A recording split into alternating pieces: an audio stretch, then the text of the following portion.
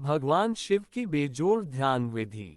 शिव ने कहा है, होश को दोनों भौहों के मध्य में लाओ और मन को विचार के समक्ष आने दो। देह को पैर से सिर तक प्राण तत्व से भर जाने दो और वहां वह प्रकाश की भांति बरस जाए। वह विधि पाइथागोरस को दी गई थी। पाइथागोरस यह विधि लेकर ग्रीस गया और वास्तव में वह पश्चिम में सारे रहस्यवाद का उद्गम बन गया, स्रोत बन गया। वह पश्चिम में पूरे रहस्यवाद का जनक है। यह विधि बहुत गहन पद्धतियों में से है। इसे समझने का प्रयास करो। होश को दोनों भौहों के मध्य में लाओ। आधुनिक मनोविज्ञान और वैज्ञानिक शोध कहता है कि दोनों भौहों के मध्य में एक ग्रंथि है जो शरीर का सबसे रहस्यमय अंग है। यह ग्रंथि, जिसे पाइनियल ग्रंथि कहते हैं, यही तिब्बतियों का तृतीय नेत्र है, शिव नेत्र, शिव का तंत्र का नेत्र। दोनों आंखों के बीच एक तीसरी आंख का अस्तित्व है, लेकिन साधारणतः वह निष्क्रिय रहती है। उसे खोलने के लिए तुम्हें कुछ करना पड़ता है। वह आंख अंधी नहीं है, वह बस बंद है।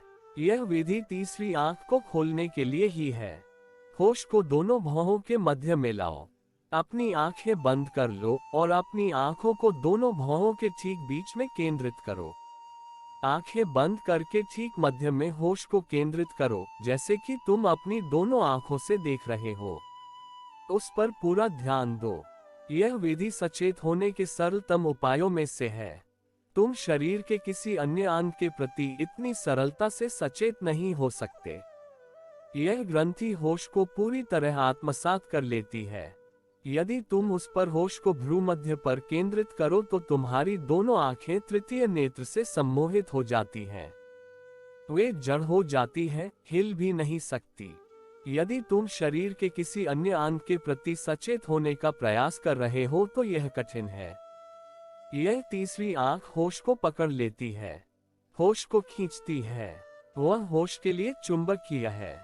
तो संसार भर की सभी पद्धतियों ने इसका उपयोग किया है। होश को साधने का यह सरलतम उपाय है, क्योंकि तुम ही होश को केंद्रित करने का प्रयास नहीं कर रहे हो। स्वयं वह ग्रंथि भी तुम्हारी मदद करती है, वह चुंबकीय है। तुम्हारा होश बलपूर्वक उनकी ओर खींच लिया जाता है, वह आत्मसात हो जाता है। तंत्र के प्राचीन ग्रंथों में कहा गया है कि होश तीसरी आंख का भोजन है। वह आंख भूखी है, जन्मों जन्मों से भूखी है। यदि तुम उस पर होश को लाओगे तो वह जीवंत हो जाती है, उसे भोजन मिल जाता है। एक बार बस तुम इस कला को जान जाओ। तुम्हारा होश स्वयं ग्रंथि द्वारा ही चुंबकीय ढंग से खींचता है, आकर्षित होता है। तो फिर होश को साधना कोई कठिन बात नहीं है। व्यक्ति को बस ठीक बिंदु जान लेना होता है। तो बस अपनी आंखें बंद करो, दोनों आंखों को भ्रूमध्य की ओर चले जाने दो और उस बिंदु को अनुभव करो। जब तुम उस बिंदु के समीप आओगे तो अचानक तुम्हारी आंख जड़ हो जाएंगी। जब उन्हें हिलाना कठिन हो जाए तो जानना कि तुमने ठीक बिंदु को पकड़ लिया है। होश को दोनों भौहों के मध्य में लाओ और मन को विचार के समक्ष आने दो। यदि ये होश लग जाए तो पहली बार तुम्हें एक अद्भुत अनुभव होगा। पहली बार तुम विचारों को अपने सामने दौड़ता हुआ अनुभव करोगे। तुम साक्षी हो जाओगे। यह बिल्कुल फिल्म के पर्दे जैसा होता है। विचार दौड़ रहे हैं और तुम एक साक्षी हो। सामान्यतया तुम साक्षी नहीं होते, तुम विचारों के साथ एकात्म हो। यदि क्रोध आता है तो तुम क्रोधी हो जाते हो। कोई विचार उठता है तो तुम उसके साक्षी नहीं हो सकते। तुम विचार के साथ एक हो जाते हो, एकात्म हो जाते हो और इसके साथ ही चलने लगते हो। तुम एक विचार ही बन जाते हो। जब काम उठता है तो तुम काम ही बन जाते हो। जब क्रोध उठता है तो तुम क्रोध ही बन जाते हो। जब लोभ बनता है तो तुम लोभ ही बन जाते हो। कोई चलता हुआ विचार और उनसे तुम्हारा तादात्म्य हो जाता है। विचार और तुम्हारे बीच में कोई अंतराल नहीं होता, लेकिन तृतीय नेत्र पर केंद्रित होकर तुम अचानक एक साक्षी हो जाते हो।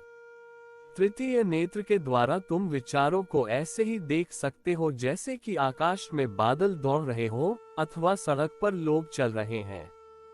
साक्षी होने का प्रयास करो। जो भी हो रहा हो, साक्षी होने का प्रयास करो। तुम बीमार हो, तुम्हारा शरीर डक रहा है और पीड़ित है, तुम डकी और पीड़ित हो। जो भी हो रहा है, स्वयं का उससे तादात्म्य मत करो। साक्षी बने रहो, दृष्टा बने रहो। फिर यदि साक्षित्व संभव हो जाए तो तुम तृतीय नेत्र में केंद्रित हो जाओगे। दूसरा, इससे उल्टा भी हो सकता है। यदि तुम तृतीय नेत्र में केंद्रित हो तो तुम साक्षी बन जाओगे। ये दोनों चीजें एक ही प्रक्रिया के हिस्से हैं। तो पहली बात, तृतीय नेत्र में केंद्रित होने से साक्षी का प्रादुर्भाव होगा। अब तुम अपने विचारों से साक्षात्कार कर सकते हो, यह पहली बात होगी। और दूसरी बात यह होगी कि अब तुम श्वास के सूक्ष्म और कोमल स्पंदन को अनुभव कर सकोगे। अब तुम श्वास के प्रारूप को, श्वास के सार तत्व को अनुभव कर सकेत हो। पहले यह समझने का प्रयास करो कि प्रारूप का, श्वास के सार तत्व का क्या अर्थ है। श्वास लेते समय तुम केवल हवा मात्र भीतर नहीं ले रहे हो। विज्ञान कहता है कि तुम केवल वायु भीतर लेते हो, बस ऑक्सीजन, हाइड्रोजन व अन्य गैसों का मिश्रण। वे कहते हैं कि तुम वायु भीतर ले रहे हो, लेकिन तंत्र कहता है कि वायु बस एक वाहन है, वास्तविक चीज नहीं है। तुम प्राण को, जीवन शक्ति को भीतर ले रहे हो। वायु केवल माध्यम है, प्राण उसकी अंतर्वस्तु है। तुम केवल वायु नहीं, प्राण भीतर ले रहे हो। तृतीय नेत्र में केंद्रित होने से अचानक तुम श्वास के सार तत्व को देख सकते हो, श्वास को नहीं बल्कि श्वास के सार तत्व को, प्राण को। और यदि तुम श्वास के सार तत्व को, प्राण को देख सको तो तुम उस बिंदु पर पहुंच गए जहां से छलांग लगती है, अंतस्क्रांति घटित होती है।